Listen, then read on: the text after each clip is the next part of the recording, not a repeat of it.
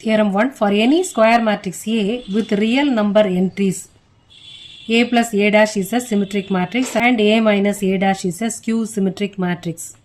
First A plus A dash அதை B னு எடுத்துக்கணும்.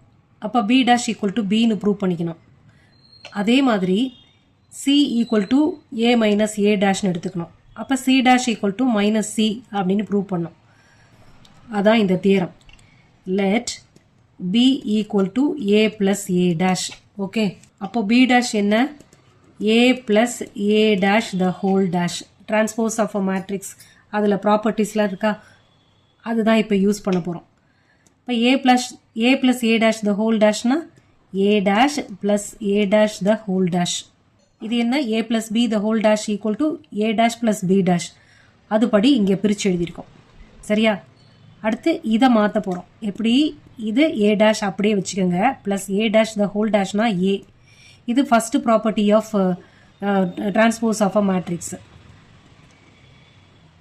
இதான் since A dash the whole dash equal to A னு எழுதியிருக்கேன். இப்போ A plus B equal to B plus A. addition of two matrices is commutative. ஞாபகம் இருக்கு இல்லையா? அந்த ப்ராப்பர்ட்டி மூலமா A dash plus A னா A plus A dash னு எழுதிட்டோம். ரீசன் என்ன? addition of matrices is commutative.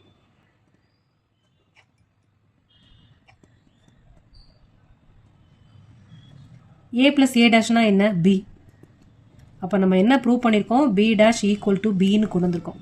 அப்போ B equal to A plus A dash is symmetric. A plus A dash symmetric னு கொண்டு வந்துட்டோம். அடுத்து A minus A dash skew symmetric னு கொண்டுட்டு வரணும். So let C is equal to A minus A dash.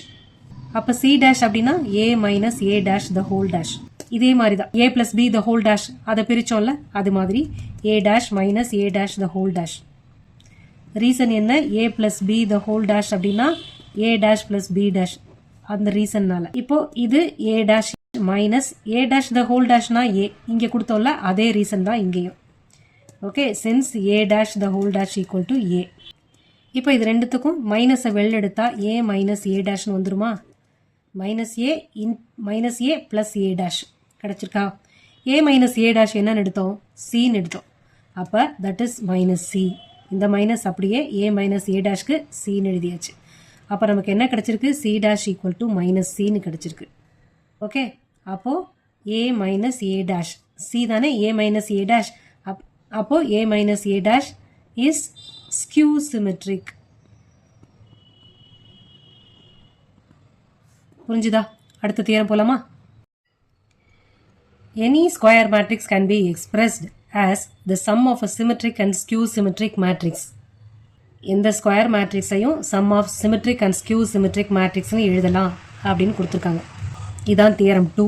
ஒரு square matrix ஏன்னு எடுத்துக்கலாம்.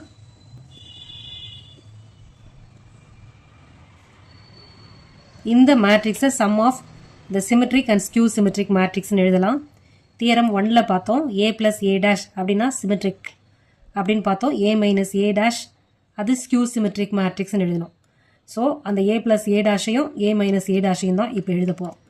அப்போ A எப்படி எழுதலாம்? Sum of symmetric and skew symmetric இல்லையா? ஓகே, ஏவை half of symmetric plus half of skew symmetric அப்படின்னு எழுதிக்கலாமா? சிமெட்ரிக்னா A plus A dash, skew சிமெட்ரிக்னா A minus A dash. Theorem 1 படி இது சிமெட்ரிக், இது ஸ்கியூ சிமெட்ரிக்.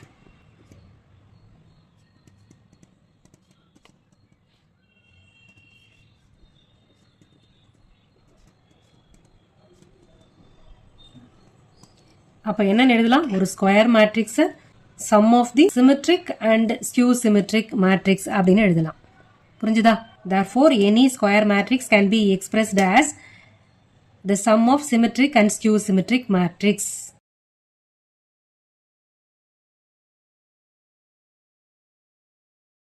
அவ்வளவுதான் இந்த தியரம்.